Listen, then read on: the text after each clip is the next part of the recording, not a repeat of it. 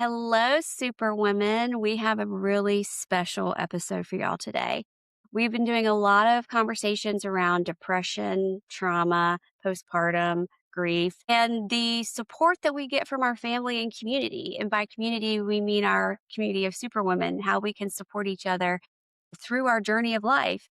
And more often than not, I don't hear the story that I heard from the couple we have today. Pam wrote In Their Shoes, but it was not all about her. It very much includes her husband, who has been a loyal partner by her side every step of the way, really demonstrating and modeling how we can all be supportive to our loved ones when they're going through something like Pam did. It's a remarkable story, and I am so happy to have them. Welcome, Pam. Thank you. My husband is right here. Hi, good morning. I maybe should have started with him because he is our guest of honor today. You can start with him if you want to. Well, kind of give us the background, Pam, of how you came to write this book. And then I'm so curious to hear your husband's feedback on, like, I love how it's like both sides of the story. Like your side that you were living while you were, that kind of helped you come to the place to write it. And then, his side of the story as he's watching you live this. Yeah. Well, it started with him going for a quintuple bypass surgery on his heart. And yeah, and the doctor said, don't let the numbers freak you out. Once we're in there, we're in there. So whether it's a bypass, triple bypass, or quintuple, but it still hits you when you hear quintuple bypass. Like I'd never heard of such a thing before. So that many. Anyway, so I rose to the occasion because I'm his wife and I love him and I helped him through it. And he got through the surgery well, but then there was a lot of complications afterwards, like quite a bit to the point where one time I had to call 911 and he had to be rushed to the hospital. There was another time I just took him to a doctor's appointment and the doctor spent less than 5 minutes with him before sending him in an ambulance to a hospital farther away, but it's more specialized for heart patients. So, yeah, it was really rough afterwards. The time when he should have been bouncing back and he wasn't, and it was one setback after another. And I think the stress was just really got to me. I mean, I still, like I said, rose to the occasion. I was fine during it. It was when he finally turned the corner, they found the problem, what the problem was, and they fixed it. And he started to get better and went back to work. And that's when I went downhill. According to one doctor I spoke to, that's not unusual because of the high adrenaline and then the crash. But yeah, I sank into a very deep depression that lasted for at least 3 years, just over 3 years, I think. It was the worst time of my life. Like, I didn't even want to be alive. I went for counseling, and the first counselor I went to after 2 sessions, was done. She said she made a diagnosis. Okay, you're done. And I was like, we didn't even talk about childhood or nothing. She just was on the surface. And I'm like, no, this isn't done. So I did try another one, and that one wasn't a good fit either. I just tried to shorten this and not go into all those details, but it wasn't a good fit. So the third time was the charm, and I was with one that was definitely a good fit. And I stayed with her for the next 3 years, once or twice a week, going there for therapy. And it wasn't always easy, that's for sure. It was seldom easy, so it was like digging up the past, but I repressed some memories from my childhood. There was abuse there that I'd completely forgotten all about, and I had idealized my childhood so much in my mind that I thought it was perfect, and it wasn't till the therapist started asking me deeper questions like, "What did your parents do when they got mad at you? What was the discipline like?" And I would just tell her different things, and she told me later, like several weeks later, she told me that when I was listing the different things that happened in the house, she's going in her head, that's not normal. That's not normal. That's not normal. So what's normal to me was, found out later was not normal at all. And anyways, I was sexually abused by my father. And what he did to me has put me in permanent pain, which is why I'm kind of laying down in a bed. And that's another point I always like to make. The condition I have now is very painful. Like, if I think it would be better if the two of us were sitting at a table and talking to you, but I can't sit up that long. It's very painful to sit normally, and so I'm propped up on a cushion in bed here. And one day my daughter asked me, "What's worse, the depression that you went through or the pain you're in now?" And I didn't even hesitate. I said, "Oh, the depression was worse, 100 times worse." I wasn't in physical pain then, but there was no joy in anything. And then having to fake it, like putting on a mask and pretending everything's okay and smiling when you're around people, when inside I just wanted to crawl into a hole and be away from everybody. With this condition, yeah, I'm stuck at home a lot. And at first that was hard. I've gotten used to it. So that's okay. I'm okay with it now. And I'm laying down a lot, but at least I'm happy. And he comes in here and eats supper with me most nights because I have to eat laying down. And there's a TV on the opposite wall. So sometimes we watch shows together. And I just think things are good. And, like I wish we could travel, but we can't right now. So unless there's a miracle, I can't. But I'm not depressed. And that's, the point that I did get better. And those 3 years of depression were absolutely horrific for me to the point where I tried to end my life because it just yeah, I did a lot of research. I'm not gonna tell people what I did what I took because I don't wanna give anybody ideas, but yeah, what I took should have ended my life within 20 minutes, and it was 7 hours before the police found me because I didn't want him to come home from work and find my body, so I went to a park and yeah, the police found me and rushed me to the hospital where it was too late to pump my stomach. I'm not sure what they all did. I was in and out of consciousness. But afterwards, like the next day, the doctor came into my room and he goes, "There's nothing wrong with you." Like he says, "There's no brain damage. There's no liver damage." He said, "You're not going home," which I knew because you do that, you're going over to the mental health wing. But he says, "But there's nothing wrong with you physically." And his was mind boggled by that. But during my time of depression, there was a point where my husband just said, "What can I do?" And I just said, "You're doing it. Like just by loving me through it, you're doing it." And I know, like writing this book, for me, it was writing the book that I wish I had when I was depressed, for me as well as for him. Because, well, it's not just, first of all, it's not just my story. Okay. I interviewed several people that I met along my journey. So I have the perspective of a number of people of all different ages, different lifestyles, different religions. I mean, I didn't care about any of that. I just was speaking to people who were depressed. That was the only thing I was focused on. And I just asked them all the same questions and put their answers in this book. Things like, what do people say when you're depressed that makes you feel worse?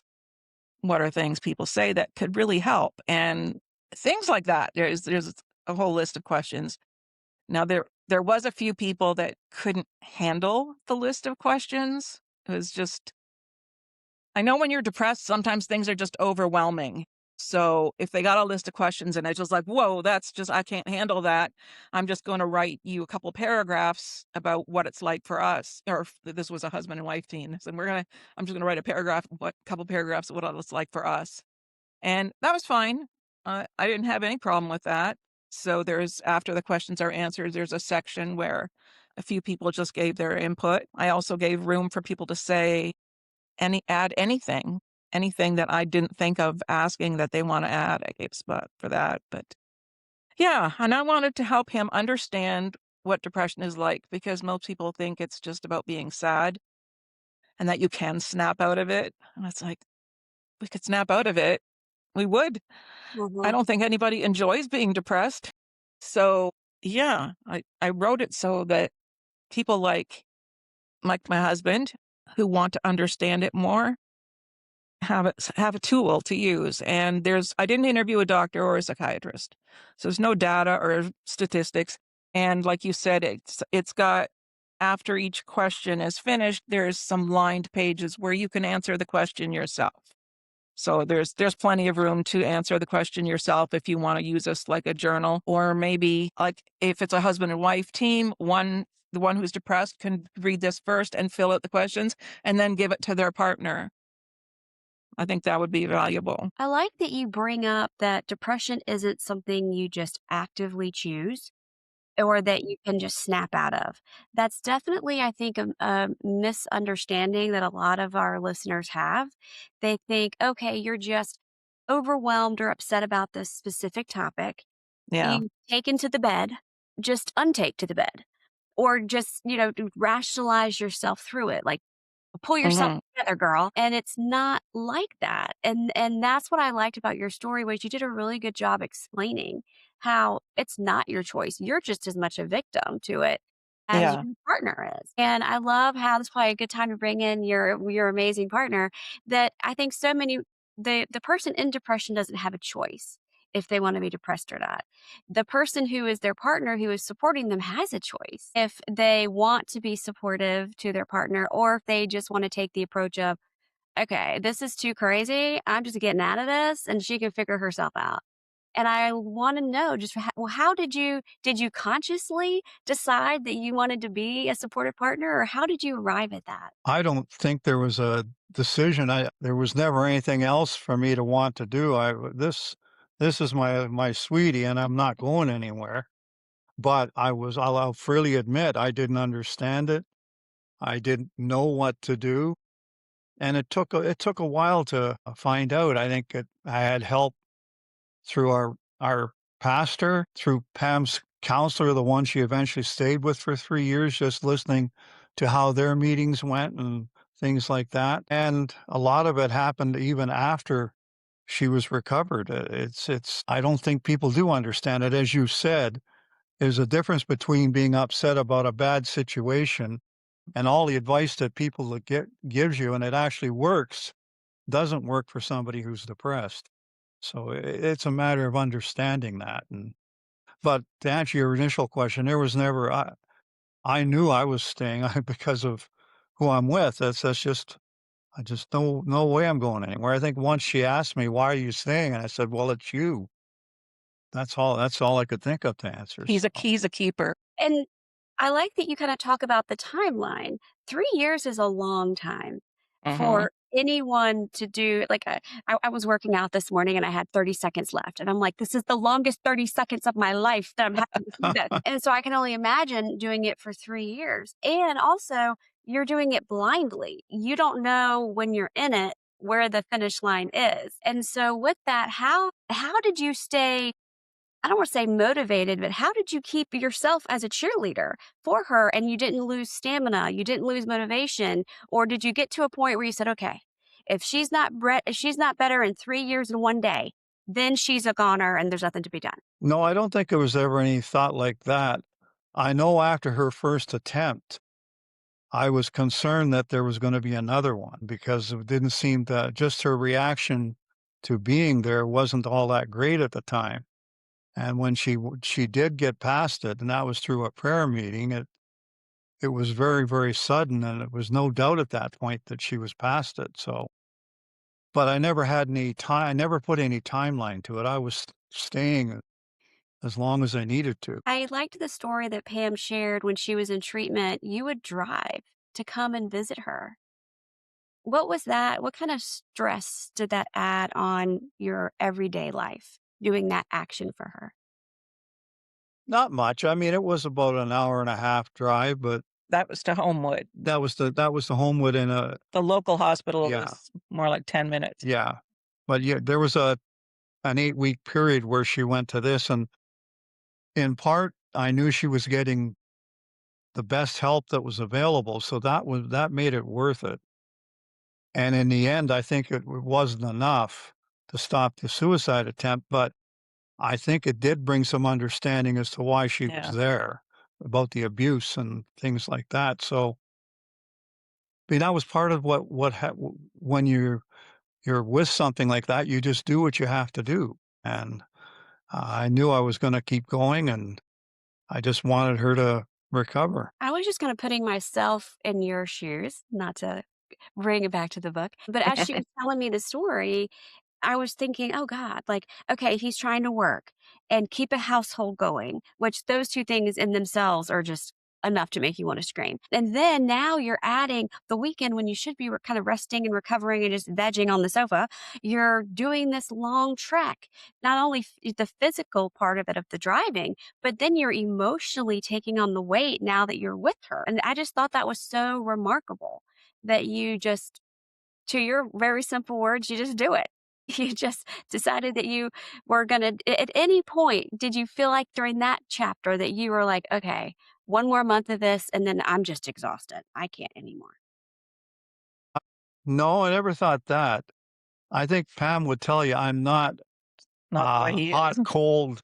I'm fairly calm and even keeled. Yeah. So that I knew what I was gonna do, and I was gonna stay the course.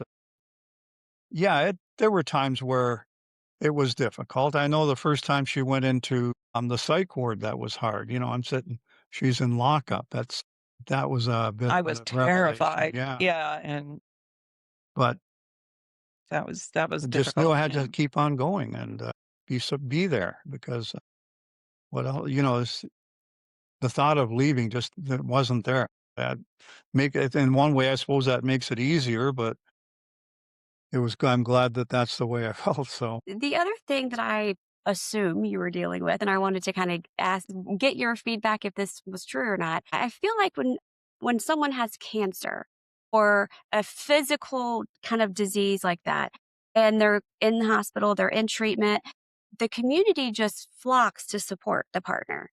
But Mhm. when it's a mental health situation, I don't see that same flocking. And I just wasn't sure what your experience was. What kind of support did your community give you? my community? Like your friends and neighbors, were they, showing up at your house with casseroles every other day or, offering you to do your No, laundry, or were they kind of snooty? Like, oh, she's got a mental health problem. That's not cancer. we found No, people snooty, but I don't think we had, I guess the closest we would've had is our church group, and they were supportive, but they weren't all over us. Uh-huh. people don't know what to Yeah, say or Uh-huh. what to yeah, do. I said that's So part of it, that's another reason I wrote the book, because people don't know what to say. So then they do the worst thing possible, and that's nothing. And it's like something is better than nothing. And it doesn't have to be a grand gesture. It could be something small. But yeah, and probably part of it would have been people would ask me, "How's Pam doing?" And I'd give "Well, she's doing okay," and that would sort of end the conversation, so I didn't open up a lot for people to get yeah. involved either, so it's It's awkward for yeah, both sides. Yeah. it is. Mhm. I can see that. Now I kinda wanna transition and talk about your love story. Do you wanna start with the roller rink, Pam, or do you have No, we're not a roller rink, it was a disco. disco? This was the '70s, and I loved the discos, and Saturday Night Fever. yeah, so usually Friday night or Saturday night, there was a disco called Charlie Chan's, and I would go there with, some girlfriends, and a bunch of us would go, and I loved being asked to dance, and there was one night I went there, and it was Labor Day weekend, 1979, so the end of the '70s. 1979 Labor Day weekend, my parents went away for the weekend, I had the house to myself and a car to myself, so yeah, called up a friend and we went over to Charlie Chan's, and we weren't there long when he came over and asked me to dance, and then he asked if he could sit at our table because the place was packed, there was no place else for him to sit. And so, yeah, we danced that night, and he asked for my phone number at the end of the night. And generally speaking, when I met a guy at a disco, I would fake number them I because was I'm just not about very. to ask if fake numbers were a thing in I 1970. know it was like, and I wasn't very like I was shy in a way. I wasn't very bold. So if a guy gave me the ick, I would rather just fake number him and walk away rather than have I didn't want there to be a fuss. But with him, for some reason, I didn't fake number him. I gave him my real number. And yeah, it was exactly 2 weeks later that he proposed. So that knocked everybody in my family for a big loop because at the time, my father was dying of cancer. So I still remember coming home from that date saying, and my parents were in bed, but still awake. And I just said, Mom, he asked me to marry him. And she responds with, he what? And it's like I said, we met Labor Day weekend. We got married at the end of February. So it wasn't that long before we got married. So I'm sure some people wondered if I was pregnant, which I can assure you I was not. But yeah, we got married. We had planned the wedding. This was the other funny part, is that we'd planned the wedding for March 1st, which was a Saturday. And the minister had a conflict that day. He was going to be out of town for a conference. Now, he said he would drive back from the conference just to do the wedding and then go back to the conference. But I don't like inconveniencing people, so that I didn't want to make him do that. And then my mother, who pushed and pushed and pushed for me to postpone the wedding, and I refused. I stood my ground with my mother, which I didn't normally do, but I wanted to marry him. Anyway, my mother spoke up and says, "Why not have a Friday night wedding and, just light everything by candlelight, and get married by candlelight on a Friday night?" And I loved the idea. We both did. And it wasn't until later that we realized the Friday night was February 29th. So we got married on a leap year. But I think that's funny. If I'd I love noticed it, I that. wouldn't have changed a thing. But it was a beautiful ceremony. We didn't have a dance or a bar or anything like that because it was so soon after my dad died. It would have been disrespectful. So we just went downstairs to the church gym, and they basically did a roast where they got up and roasted me, and a little bit for him, but most of the people there knew me. So yeah, it was funny that the two of us just sat there and laughed and laughed. And there were people that came up to us later and said they've never been to a wedding like this before, and they thought it was great. So yeah, it was a whirlwind romance, but that was Yes. 46 years ago. And Anyway, so yeah, no regrets. what would you say was the hardest in those 46 years? What was the hardest chapter that you really had to lean on each other to get through? Well, the hardest for me was the depression for Yeah, sure. I think so. That's the worst time of my life. I can't think of anything worse. Our son, we had 2 kids, and our son was a bit of a challenge. We didn't know it then that he was autistic. He's on the spectrum, and they didn't. I mean, it was just '80s. People didn't talk about autism much back then, and he was labeled as ADH, I think was accurate, Oh, but, hyperactive, yeah. yeah, he was very hyper. So, yeah, he was a challenge. He was a challenge, but not as challenging as the depression was.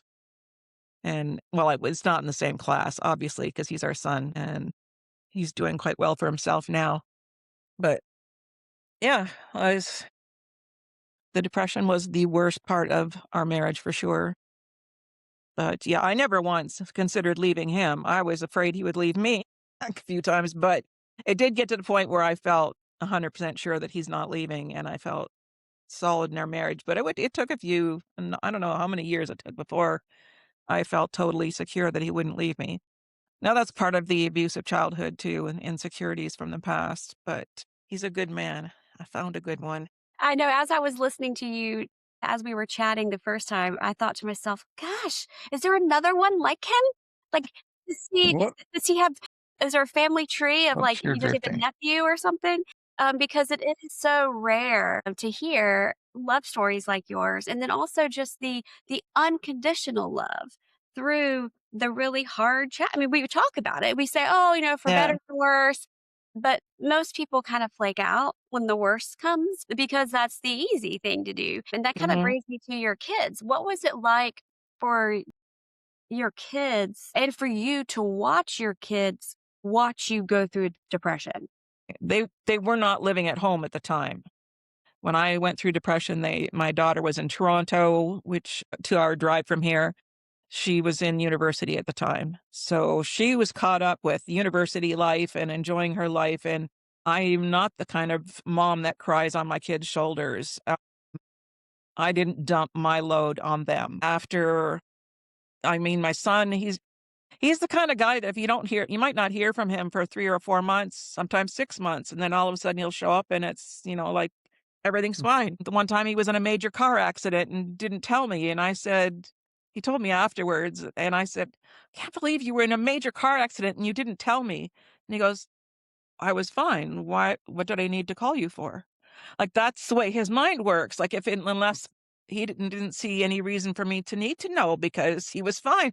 But He's a good guy. So anyways, yeah, through the depression, I don't think they were fully aware of how bad it was. I know my daughter was home when I went for my very first appointment with the lady that I stayed with for 3 years because I let her use my car while I went in for my appointment. And I was really nervous. And she goes, "Why are you so nervous? I think it would be nice to sit there and let someone just listen to you talk." And I said, "I don't know, I was really nervous." But, I mean, the therapist was great, she put me at ease, but so they saw some of it, and after the suicide attempt, I did take my son out to lunch, McDonald's, his favorite place still. He's in his 40s. Still he's still favorite, but we just sat and talked because I knew that he had battled depression, and I didn't know if he ever felt suicidal. I think he had thoughts like it's like what they call suicidal ideation, where you think about it and you kind of wish something would happen to you so that you didn't have to do anything, which I was like that for years before the depression hit. So I got it. I understand that. But yeah, we ended up having a really good heart to heart talk, him and I. So I think if anything, it brought us closer. Mhm. So yeah, I mean, the kids were good, but they didn't really see the worst of it. I mean, yeah, my daughter showed up at the hospital after the suicide attempt, and she saw me, she just burst into tears and said, "I can't imagine my life without you." And I didn't in my mind, I honestly believed I was ending my life for them. Like, I wasn't doing this to them, I was doing it for them. Because when you're depressed, your brain lies to you. And I totally believed that everybody would be better off if I was not here anymore. That he could, go on, maybe marry somebody else. He could live his life. He could do what he wants to do and not have to worry about me all the time. And, the kids, I figured my kids will be fine. My daughter was seeing a good guy and she got along well with his parents. And I thought, okay, well, she'll have a good mother in law one day. And I mean, she'll be okay. So I really thought I was doing this for them, and I saw the truth of that after, that how much it hurt them, and I promised I would never do it again. Yeah, I have honestly not wanted to do it again, so that shows how I got better too, but yeah, it really affected the people around me, friends too, and it's a hard thing, I think, for everybody.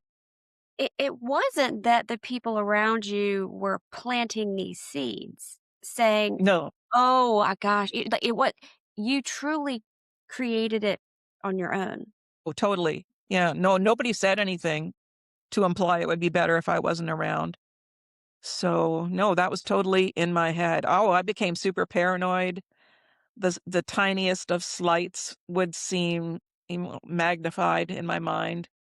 Like somebody coming up to me on Sunday saying, "I'm going to give you a call this week. We'll go out for lunch." And it's like, I did not want to go out for lunch and I did not want that person to call. But when they forgot and didn't call, oh my goodness, that hurt so bad because it just made me feel like I wasn't important and that I didn't really matter because they forgot and they didn't even, when the next time they saw me, they didn't mention it. So they truly forgot all about it. So it's like, yeah, stuff like I put that in my book too. Don't ever make a promise to someone who's depressed and not follow through because I guarantee they won't forget. Mhm, and And it's we end not up, good. you mull things over in your head over and over and over, overthink things. So, yeah, there were times when I was super hurt and by someone who had no intention of hurting me, and but Yeah, it's yeah. amazing how you said it earlier, your brain will lie to you. And Mhm. I betrayal is something we talk about a lot, and it's you think of other people betraying you. You never think of your own body Your and own your brain, mind yeah. betraying you. So I am glad that you kind of highlight that point because it is a key difference between, "Oh, I'm just depressed. I'm just sad because I lost my job," versus I'm depressed because life. And so I really think that you do such a good job explaining that difference for folks because sometimes people just need a name for it. They may be feeling it themselves and they just don't know a name, a word to it to then even ask for help. from that point. Yeah. So going back with your book, where can folks find your book online if they want to get a copy or other resources? It's on most online book sites, definitely Amazon, Barnes& and Noble for those in the US, Kobo Canada and Kobo US has it. In Canada, Indigo, anywhere Indigo sells, so Canadians will know Chapters or, is it was there another bookstore name? Just at No, Indigo. Yeah, there is a Indigo. bookstore called Indigo, but that's the head branch, and then there's, yeah, Chapters. Anyway, but online, you can get it through most online bookstores, and I would recommend searching for it by Pamela J. Wells, because there are more than one Pamela Wells authors.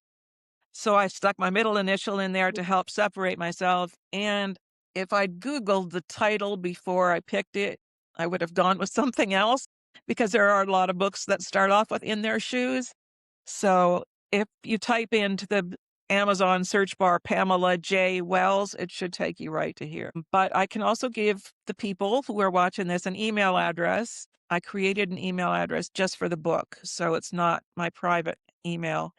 But if you can't find it, if you need any help, or you want to share your story, you can email me.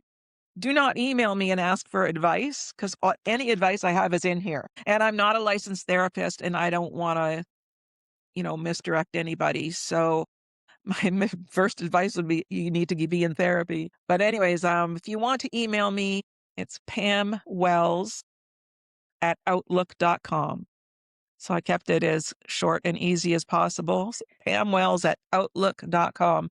Feel free to message me if you can't find the book, or if you want to share your story, maybe. So I'm open to that.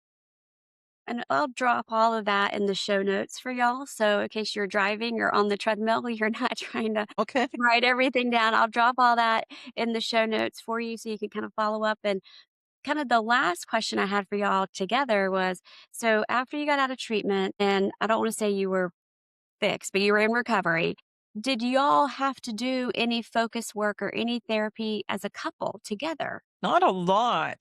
I don't think we did at all. No, I mean, the therapist who was seeing me for the 3 years, the one point she said, "I want you to bring your husband with you next time." And it was a time when his company was facing bankruptcy, and there was all kinds of stuff going on for him at work, and I thought, "Oh, this is really bad timing."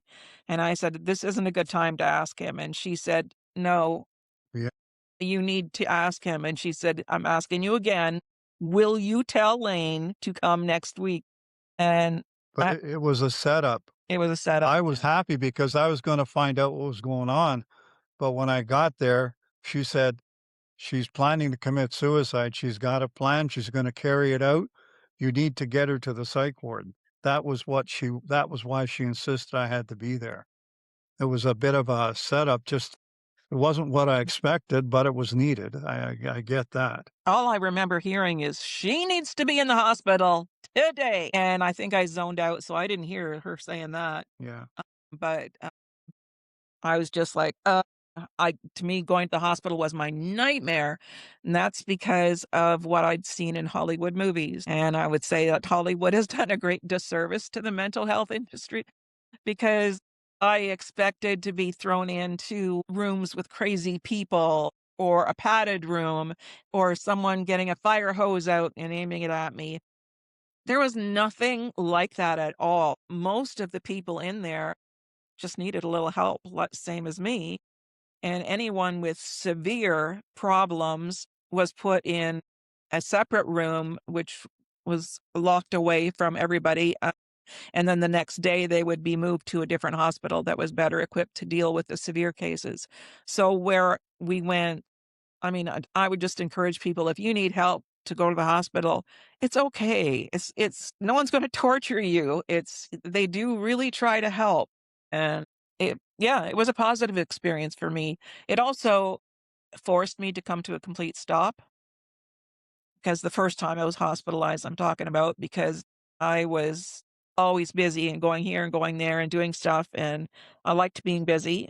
So, I'm not complaining about that, but I was very busy, and this forced me to stop. And yeah, it was intense, but I think I needed that very much. And Yeah, I was there for 4.5 weeks the first time, so he was there every day. That's what I just find so I find many things about your story just so remarkable, but just in the knowing the reality of everyday life and, what he was going through with his work, and then, even though the kids aren't home, you're still parenting. You've still got Yeah, that that on your radar, that he just remained so committed to coming to see you and visit with you and, be your partner. And I think during our initial conversation, you said he showed up. He was there, and how big of an impact that was for you, that yeah, he just showed up. And I think we forget as humans that that is important. We think we need to show up with balloons and a ticker day parade and for it to count. That just yeah. physically being there isn't enough. And I loved how you really made that point that it was for you. Yeah, he didn't bring me presents every day. I don't think you even brought me flowers, but somebody bought me flowers, but yeah, I didn't get a lot of presents when I was in the mental health ward because people feel awkward about it. It is uncomfortable, like, they don't even wanna walk in there, like, Oh, it's there's guards and there's a locked door and all the sign-ins and sign-outs, so it's a bit intimidating. yeah, I didn't get a whole lot of visitors. I got some, but it's just like I say, it's awkward and it's hard for people, and I understand that. So, I'm not bitter about anybody that wasn't there, but it's a hard thing in life. So that's why I wanted to write this book, to make it Mhm. easier for people. I'd actually love to see this get put into high schools because, teenagers have the highest rate of suicide, and I don't know, I do find it remember hard. when she was writing the book, and it was basically very, very first drafts and reading through it, and my thought was, it's almost impossible to say anything useful. So I'm glad there is something like that for others. Would you say that your relationship, how would you describe it today versus where it was on that February 29th when you got married? Oh, it's grown. I think we've Yeah. we've grown together in a lot of ways. Yeah, I'm there's a 7-year age difference, and I think part of what drew me to him is that he was just so much more mature than any of the guys I had dated before, and he was the complete opposite of my dad. And so my therapist had said, "I bet you were drawn to him because he felt safe." And I said, "That's probably exactly it." But, I mean, falling in love with him wasn't hard. He was a great guy. So, but I would say our marriage has grown immensely stronger through all these things, and we've had our ups and downs. It's not been I'm not gonna say our marriage was perfect, but I definitely have never once have I regretted it and wished I'd married someone else. I just can't imagine where I'd be without him. I love that. I'll give Lane the last word today. Okay. I'll sh Where do I'll sh you where do you see your future? What are your dreams of your life with Pam now that you've kind of come through this, and it just is kind of like a motivator for someone who might be in that place with their partner right now. There is life on the other side. Well, I know when we were younger, we used to say, well, we want to be chasing each other around when we're old and gray. I think with her condition, we won't be chasing, but we're old and gray and we're together. And she's got a crazy sense of humor, which I love. And we have a lot of laughs together. we do. The shows we watch together are comedies. That's what draws us mostly. And it's just fun being with her. I just love it. And I just, it'd be nice if she'd recover and we can do more. But if it doesn't happen, then we're still gonna have a good time together. That's the main thing. Yeah. Love that. Thank you both for coming on today and sharing a very vulnerable story with us. And I know it's going to help people who are in depression themselves, and also those who are a partner or community for someone who's going through Yeah. depression, to be who they need in that moment. And your love story. I think so often nowadays we just don't hear of the 46-year marriages. And I love that you shared it. It's not, but what's the saying? It might be simple, but it's not easy, or, but I know it's not as easy as you make it sound, but also it can be. Just like you said, he showed up. Mm, he showed up in your life when you needed it, and that is just so important. So I loved chatting with y'all today, and I so appreciated it. And like I said, we'll put in the show notes where to find your book so folks can find that. And just thank you okay. so much. Thank you. Thank you.